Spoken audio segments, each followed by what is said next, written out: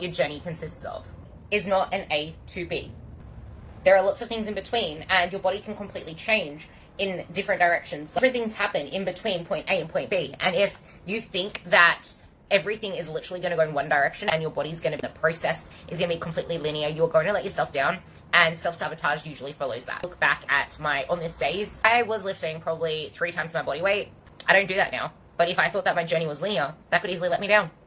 You don't even compare yourself to past you, because so much happens between each point in your journey that you are only doing yourself a disservice. And same with your body. Like, freaking lockdown happened.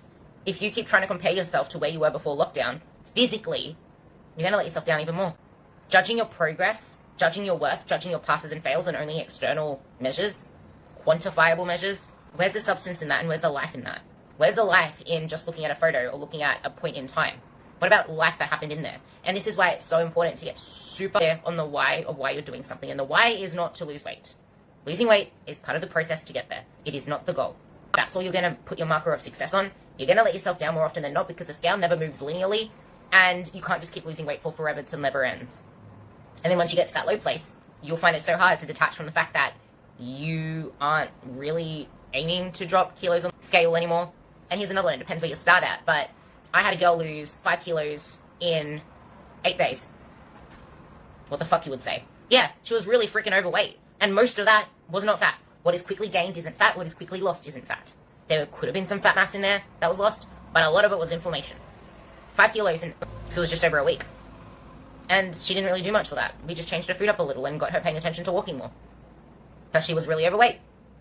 And the thing is, if you think that fat loss is linear and the scale's going to go down linearly, cool, lost 5 kilos. I'm going to keep weighing myself. Cool, losing a little bit now, a little bit now. Uh-oh, scale went up. I give up, I'm failing. Uh-oh, scale went up again. Oh wait, it's trending down. Like, if you pin everything on that scale or number, what do you think is going to happen if that is the mindset that you approached anything with? This is why it is so much deeper. This is why it is important to dig deep, which I do with anyone that I talk to. What's it going to mean for you and your kids? So your kids are important to you. So your family's important to you. Then why do you keep putting them last? You think you're putting them first, but you're putting them last because you're not putting yourself first. By you focusing on all these things you need to do, all the boxes you need to tick, all the people you think you need to please, by doing these unrealistic expectations that you don't really need to do, pushing yourself more than you need to push yourself, because if it's good enough, it's still not enough. You want it to be better than perfect, and you keep looking for ways to make it even better than just doing the damn thing and being okay with it. Who are you living for, and who are you doing this for?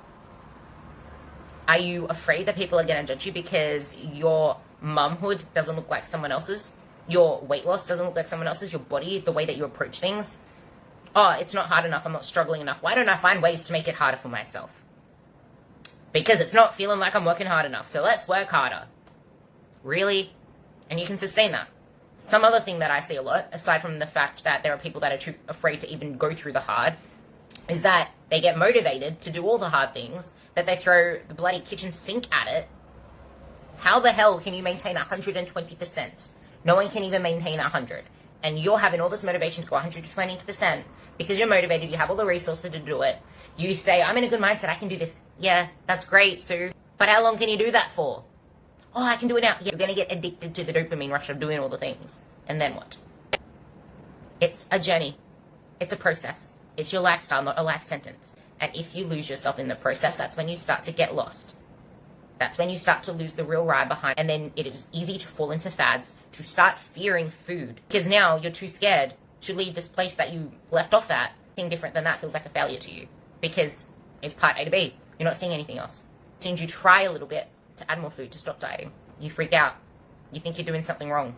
You obsess over feeling fat or feeling fluffy. You obsess over the fact that you fear carbs now. Carbs make you fat, whatever it is. So then you get back into the same cycle. And that's why programs don't work. That's why diets don't work. That's why coaching is what it is. No one needs a meal plan. No one needs a program. There are plenty of those online. And people are still spending thousands financially.